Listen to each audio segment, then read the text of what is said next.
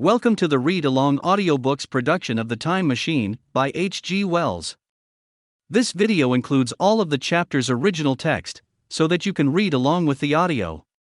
Please remember to subscribe with the notification bell turned on, so you will be notified whenever we post a new audiobook. The Time Machine by H.G. Wells. Chapter 15. The Time Traveler's Return. So I came back. For a long time, I must have been insensible upon the machine. The blinking succession of the days and nights was resumed, the sun got golden again, the sky blue. I breathed with greater freedom. The fluctuating contours of the land ebbed and flowed. The hands spun backward upon the dials. At last I saw again the dim shadows of houses, the evidences of decadent humanity. These, too, changed and passed, and others came. Presently, when the million dial was at 0, I slackened speed. I began to recognize our own pretty and familiar architecture, the thousand's hand ran back to the starting point, the night and day flapped slower and slower. Then the old walls of the laboratory came round me. Very gently, now, I slowed the mechanism down. I saw one little thing that seemed odd to me. I think I have told you that when I set out, before my velocity became very high, Mrs. Watchett had walked across the room, traveling, as it seemed to me, like a rocket. As I returned, I passed again across that minute when she traversed the laboratory. But now her every motion appeared to be the exact inversion of her previous ones. The door at the lower end opened, and she glided quietly up the laboratory, back foremost, and disappeared behind the door by which she had previously entered. Just before that I seemed to see Hillier for a moment, but he passed like a flash. Then I stopped the machine, and saw about me again the old familiar laboratory, my tools, my appliances just as I had left them. I got off the thing very shakily, and sat down upon my bench. For several minutes I trembled violently. Then I became calmer. Around me was my old workshop again, exactly as it had been. I might have slept there, and the whole thing have been a dream. And yet, not exactly. The thing had started from the southeast corner of the laboratory. It had come to rest again in the northwest, against the wall where you saw it. That gives you the exact distance from my little lawn to the pedestal of the White Sphinx, into which the Morlocks had carried my machine. For a time my brain went stagnant. Presently I got up and came through the passage here, limping, because my heel was still painful, and feeling sorely begrimed. I saw the Pall Mall Gazette on the table by the door. I found the date was indeed today, and looking at the timepiece, saw the hour was almost 8 o'clock. I heard your voices and the clatter of plates. I hesitated, I felt so sick and weak. Then I sniffed good wholesome meat, and opened the door on you. You know the rest. I washed and dined, and now I am telling you the story. Chapter 16. After the story. I know, he said, after a pause, that all this will be absolutely incredible to you, but to me the one incredible thing is that I am here tonight in this old familiar room looking into your friendly faces and telling you these strange adventures. He looked at the medical man. No. I cannot expect you to believe it. Take it as a lie or a prophecy. Say I dreamed it in the workshop. Consider I have been speculating upon the destinies of our race, until I have hatched this fiction. Treat my assertion of its truth as a mere stroke of art to enhance its interest. And taking it as a story, what do you think of it? He took up his pipe, and began, in his old accustomed manner, to tap with it nervously upon the bars of the grate. There was a momentary stillness. Then chairs began to creak and shoes to scrape upon the carpet. I took my eyes off the time traveler's face, and looked round at his audience. They were in the dark, and little spots of color swam before them. The medical man seemed absorbed in the contemplation of our host. The editor was looking hard at the end of his cigar. The sixth. The journalist fumbled for his watch. The others, as far as I remember, were motionless. The editor stood up with a sigh. What a pity it is you're not a writer of stories, he said, putting his hand on the time traveler's shoulder. You don't believe it? Well, I thought not. The time traveler turned to us. Where are the matches? He said. He lit one and spoke over his pipe, puffing. To tell you the truth, I hardly believe it myself. And yet. His eye fell with a mute inquiry upon the withered white flowers upon the little table. Then he turned over the hand holding his pipe, and I saw he was looking at some half-healed scars on his knuckles. The medical man rose, came to the lamp, and examined the flowers. "The gynecium's odd," he said. The psychologist leant forward to see, holding out his hand for a specimen. "I'm hanged if it isn't 1:15," said the journalist. "How shall we get home?" "Plenty of cabs at the station," said the psychologist. "It's a curious thing," said the medical man, "but I certainly don't know the natural order of these flowers. May I have them?" The time traveler hesitated. Then suddenly, "Certainly not." "Where did you really get them?" said the medical man. The time traveler put his hand to his head.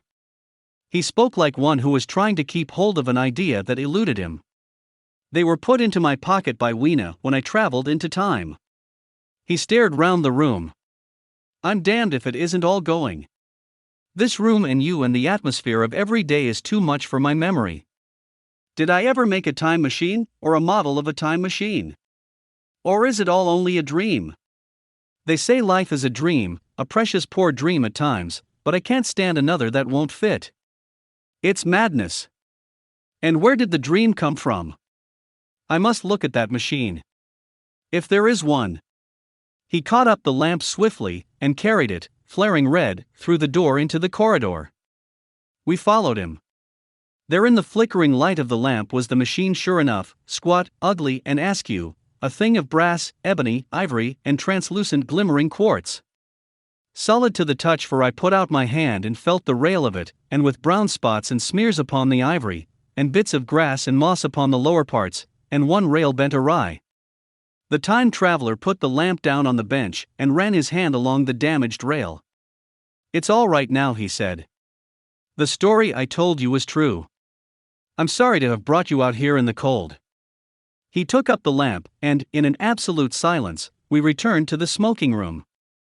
He came into the hall with us and helped the editor on with his coat.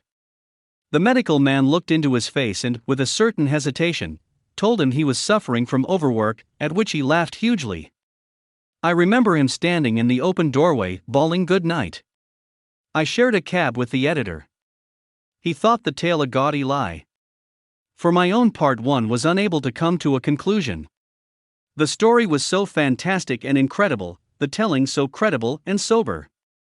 I lay awake most of the night thinking about it. I determined to go next day and see the time traveler again. I was told he was in the laboratory, and being on easy terms in the house, I went up to him. The laboratory, however, was empty. I stared for a minute at the time machine and put out my hand and touched the lever. At that the squat, substantial-looking mass swayed like a bough shaken by the wind. Its instability startled me extremely, and I had a queer reminiscence of the childish days when I used to be forbidden to meddle. I came back through the corridor. The time traveler met me in the smoking room. He was coming from the house. He had a small camera under one arm and a knapsack under the other. He laughed when he saw me, and gave me an elbow to shake. "I'm frightfully busy," said he, "with that thing in there." "But is it not some hoax?" I said. "Do you really travel through time?" "Really and truly I do." And he looked frankly into my eyes. He hesitated. His eye wandered about the room. "I only want half an hour," he said. "I know why you came, and it's awfully good of you. There's some magazines here. If you'll stop to lunch, I'll prove you this time traveling up to the hilt, specimens and all. If you'll forgive my leaving you now?" I consented, hardly comprehending then the full import of his words, and he nodded, and went on down the corridor. I heard the door of the laboratory slam, seated myself in a chair, and took up a daily paper. What was he going to do before lunchtime? Then suddenly I was reminded by an advertisement that I had promised to meet Richardson, the publisher, at 2. I looked at my watch and saw that I could barely save that engagement. I got up and went down the passage to tell the time traveler. As I took hold of the handle of the door, I heard an exclamation, oddly truncated at the end, and a click and a thud. A gust of air whirled round me as I opened the door, and from within came the sound of broken glass falling on the floor. The time traveler was not there. I seemed to see a ghostly, indistinct figure sitting in a whirling mass of black and brass, for a moment a figure so transparent that the bench behind with its sheets of drawings was absolutely distinct, but this phantasm vanished as I rubbed my eyes. The time machine had gone. Save for a subsiding stir of dust, the further end of the laboratory was empty. A pane of the skylight had, apparently, just been blown in. I felt an unreasonable amazement. I knew that something strange had happened, and for the moment could not distinguish what the strange thing might be. As I stood staring, the door into the garden opened, and the manservant appeared. We looked at each other. Then ideas began to come. "Has Mr. gone out that way?" said I. "No, sir. No one has come out this way. I was expecting to find him here." At that I understood. At the risk of disappointing Richardson, I stayed on, waiting for the time traveler, waiting for the second, perhaps still stranger story, and the specimens and photographs he would bring with him. But I am beginning now to fear that I must wait a lifetime. The time traveler vanished 3 years ago. And, as everybody knows now, he has never returned. Epilogue. One cannot choose but wonder. Will he ever return? It may be that he swept back into the past, and fell among the blood-drinking, hairy savages of the age of unpolished stone, into the abysses of the Cretaceous Sea, or among the grotesque saurians, the huge reptilian brutes of the Jurassic times. He may even now, if I may use the phrase, be wandering on some plesiosaurus-haunted oolitic coral reef, or beside the lonely saline seas of the Triassic Age. Or did he go forward, into one of the nearer ages, in which men are still men, but with the riddles of our own time answered, and its wearisome problems solved? Into the manhood of the race, for I, for my own part, cannot think that these latter days of weak experiment, fragmentary theory, and mutual discord are indeed man's culminating time. I say, for my own part. I know, for the question had been discussed among us long before the time machine was made, thought but cheerlessly of the advancement of mankind, and saw in the growing pile of civilization only a foolish heaping that must inevitably fall back upon and destroy its makers in the end. If that is so, it remains for us to live as though it were not so. But to me the future is still black and blank as a vast ignorance, lit at a few casual places by the memory of his story. And I have by me, for my comfort, 2 strange white flowers shriveled now, and brown and flat and brittle, to witness that even when mind and strength had gone, gratitude and a mutual tenderness still lived on in the heart of man. This concludes the final chapter.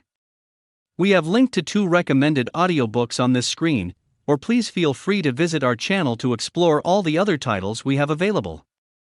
Please remember to subscribe with the notification bell turned on, so you will be notified whenever we post a new audiobook. Thank you.